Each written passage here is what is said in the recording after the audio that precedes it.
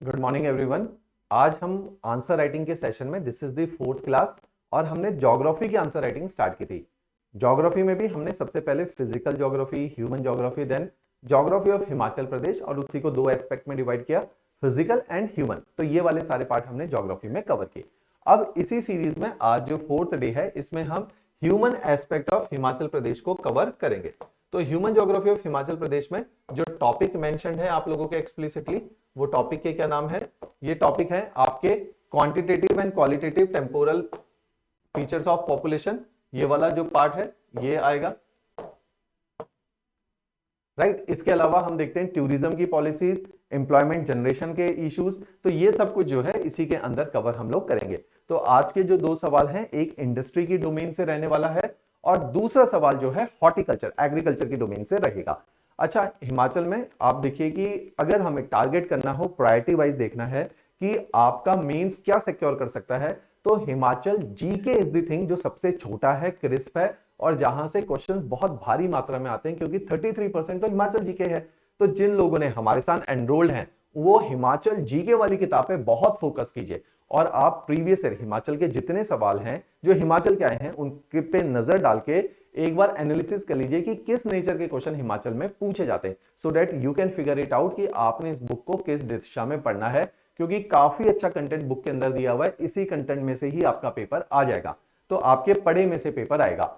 Data Himachal में बहुत important role play करते हैं। डेटा आपने recent economic survey and budget से कोट करने का प्रयास करना है। तो हिमाचल बहुत रिवॉर्डिंग है। हिमाचल जीके को पढ़ के चले जाओ मेंस के लिए। जो लोगों ने हमारे किसी कोर्स में एनरोल नहीं है वो हमारे स्टडी मटेरियल में हिमाचल जीके की किताब है, बहुत रीजनेबल है, 800 रुपए की किताब है, कुरियर आपके घर तक ही आ जाती है, उसको पकड़ लीजिए। अगर किसी को है कि पूरा समझना है हिमाचल जीके, वैसे हिमाचल जीके मेंस का पार्ट है, अंडरस्टैंडिंग है, रट्टा नहीं है प्रीलिम्स की तरह, तो अंडरस्टैंडिंग है। अगर किसी को लगता है कि हिमाचल जीके पे फोकस करना है तो हमारा एक हिमाचल जीके मेंस का कोर्स है, 5000 का कोर्स है, 32 लेक्चर्स है, नोट्स उसके अंदर दिए भी हुए हैं। ये वही नोट्स हैं जो ये किताब जिसके साथ सिंक होती है, तो इनको फॉलो कर लीजिए, बहुत इफेक्टिव है। तो इससे आपका स्कोर मेंस का बहुत अच्छा बढ़ जाता है।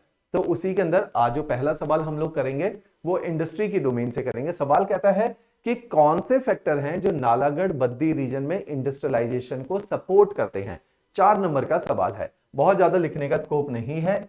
तो 4 नंबर में हमारा अगर स्ट्रक्चर ऑफ द क्वेश्चन देखा जाए तो जैसे जनरली मैं 4 नंबर में इंट्रोडक्शन मना करता हूं, लेकिन इसमें हमें एक लाइन जरूर लिखनी चाहिए कि अगर बद्दी नालागढ़ रीजन वाली की बात करेंगे तो यहां पे आप डेटा वाइज लिखो कि यहां पे कितनी यूनिट्स। अब ये डेटा कहां से मिलता है? सर्वे, बजट या आपको इंडस्ट्रियल पॉलिसी ऑफ हिमाचल प्रदेश से ये डेटा मिल जाता है, जो हिमाचल प्रदेश की मिनिस्ट्री का डेटा है इंडस्ट्रीज की। तो वहां पे देखो बद्दी नालागढ़ में कितनी यूनिट ऑफ इंडस्ट्री है, डेटा देखो। तो introduction should consist of data. Data of what?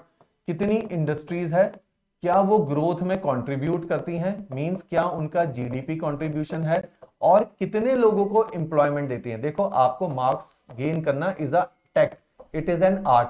तो आपको डेटा के दम पे मार्क्स गेन करने पड़ेंगे कुछ क्वेश्चंस में, कुछ क्वेश्चंस में दूसरा तरीका है। तो यहां पे आपके इंडस्ट्रियल यूनिट का डेटा होना चाहिए, ग्रोथ कितनी है, मींस जीडीपी में क्या कंट्रीब्यूशन है, कितना पैसा जनरेट करती है और कितना जो है एम्प्लॉयमेंट जनरेट करती है। तो इस तरह से बद्दी नालागढ़ रीजन के बारे में लिखो। दूसरी बात, इसका एक और कैरेक्टर है, इसमें नेचर ऑफ इंडस्ट्रीज बताओ। ऑल्दो इसमें कई सारे नेचर की इंडस्ट्री हैं, लेकिन primarily it is famous for pharmaceutical industries, तो फार्मा के लिए भी है, तो उसके बारे में भी लिखो। तो एक ब्रीफ 2 लाइन का introduction which is impregnated with data and figures, इसको बताइए। फिर उसके बाद लगाइए कि कौन से फैक्टर हैं जिसकी वजह से ये इंडस्ट्रीज यहां पे शुरू हुई।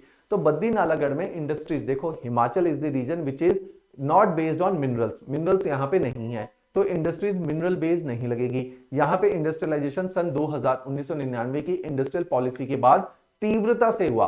तो सबसे पहला फैक्टर जिसने इंडस्ट्रियलाइजेशन सपोर्ट किया है वो है industrial policy of Himachal Pradesh. तो 1999 की इंडस्ट्रियल पॉलिसी के बाद यहां पे इंडस्ट्रीज लगी।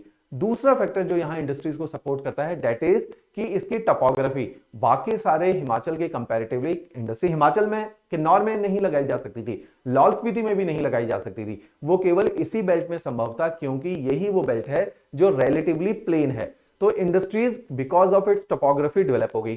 थर्ड इज इंटरकनेक्टेड, ये उस रीजन में है जहां से पंजाब भी आपका कनेक्ट हो रहा है, हिमाचल भी अच्छे से कनेक्ट हो रहा है। तो यहाँ पे जो इंडस्ट्रीज है उसको interconnection, development of transport and communication भी मिल जाएगा। तो मेजरली ये 3 फैक्टर हैं।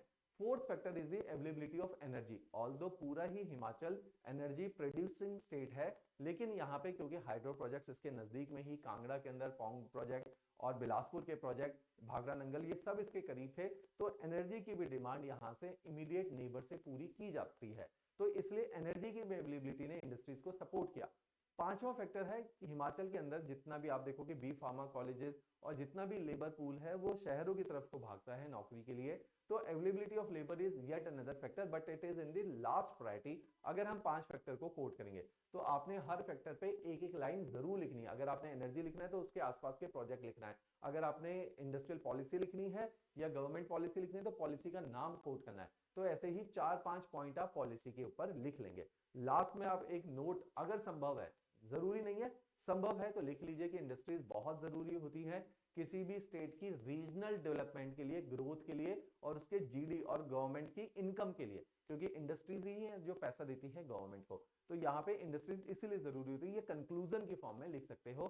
पॉसिबल है तो एक छोटा सा मैप, मैं तो हमेशा ज्योग्राफी में मैप प्रमोट करता हूं, पॉसिबल है तो हिमाचल का एक ज्योग्राफिकल मैप बना दो जिसके अंदर और भी इंडस्ट्रियल रीजन हिमाचल के दिखा दो, जैसे ऊना का अंब रीजन या सिरमौर वाला पौंटा साहिब वाला रीजन, वो भी इंडस्ट्रियल बेल्ट है, या बिलासपुर की छोटा सा जो बेल्ट है, इन पे भी इंडस्ट्रीज के आप नाम दिखा दो और नाम लिख दो। पर मैप का नाम जरूर लिखना होता है, major industrial region of Himachal Pradesh, तो नाम भी जरूर लिखो, राइट। तो major industrial region of Himachal Pradesh करके मैप बनाओ, आराम से 4 में से 3 नंबर, कोई एग्जामिनेशन हेजिटेट नहीं करेगा आपको देने में अगर इस तरीके से क्वेश्चन को अटेम्प्ट करोगे।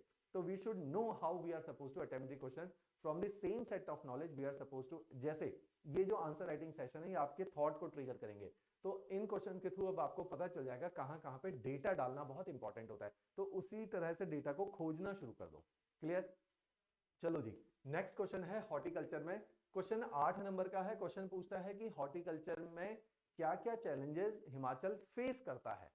तो सबसे पहले इंट्रोडक्शन, अब इसका स्ट्रक्चर क्या होगा। इंट्रोडक्शन में हमेशा जैसा मैं डेटा की बात करता हूं, इंट्रोडक्शन में आप पहले बताओगे कि हॉर्टिकल्चर क्या होता है। तो हॉर्टिकल्चर आप बताओगे it is the cultivation of fruits, vegetable and floriculture भी हॉर्टिकल्चर का एक एस्पेक्ट है, तो फ्लोरिकल्चर भी इसी में आता है। तो हॉर्टिकल्चर को डिफाइन करो, फिर डालो डेटा।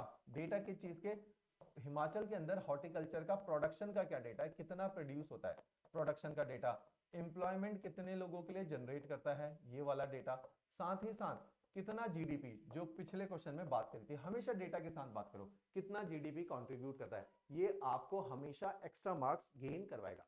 तो इस तरीके से आप हॉर्टिकल्चर के बारे में एक ब्रीफ इंट्रोडक्शन लिखिए और बताइए हिमाचल के अंदर हॉर्टिकल्चर के प्रोडक्शन में कौन कौन सा प्रोड्यूस किया जाता है। प्रोड्यूस मींस क्या उगाया जा रहा है हिमाचल में हॉर्टिकल्चर को लेके, तो इस चीज को भी आप लिखिए कि प्रोड्यूस क्या किया जा रहा है। जैसे Himachal is the mushroom state of India, Himachal is the Apple state of India, तो हॉर्टिकल्चर के जो मेजर प्रोड्यूस है उसके बारे में जरूर बताइए।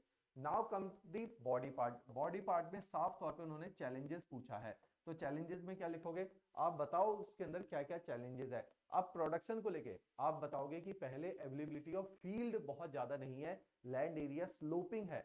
सबसे बड़ा चैलेंज तो हॉर्टिकल्चर के लिए यही है कि हमारी हिली टपोग्राफी, तो topography is one of the challenge जिसकी वजह से कठिनाई होती है हमें अपनी प्रोडक्शन को बढ़ाने में, तो टपोग्राफी। मोर ओवर इसी के साथ लॉजिस्टिक, आपने नए पॉइंट लिखना है, लॉजिस्टिक प्रोवाइड करना बहुत मुश्किल होता है। Logistic is the demand, logistic is the infrastructure type कि कहां से प्रोडक्शन को उगाना है और कहां लेके जाना है।